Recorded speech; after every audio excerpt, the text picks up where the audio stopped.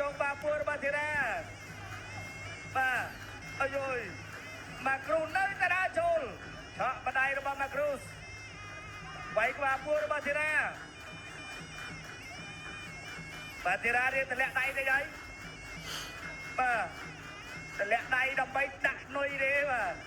ណែអីស្អីដាក់ឈាមអត់ចូលវាយក្បាលពួររបស់ធីរ៉ាទៅមួយទៀតទៅអត់ចេញទេ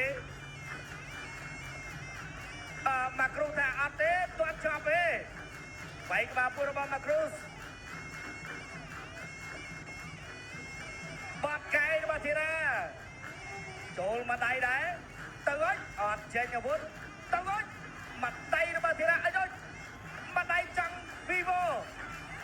មួយដៃទៀតរបស់ធីរ៉ាមួយដៃម្នាក់មួយដៃម្នាក់នេះអត់អីទេកែរបស់ម៉ាគ្រូសដៃរបស់ធីរ៉ាទៅអើយម៉ាគ្រូសចូលហើយដៃចាប់ពួរទេ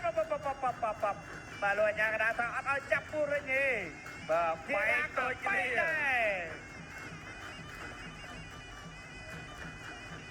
មិននេះមួយដៃទៅកែងរបស់ម៉ាគ្រូស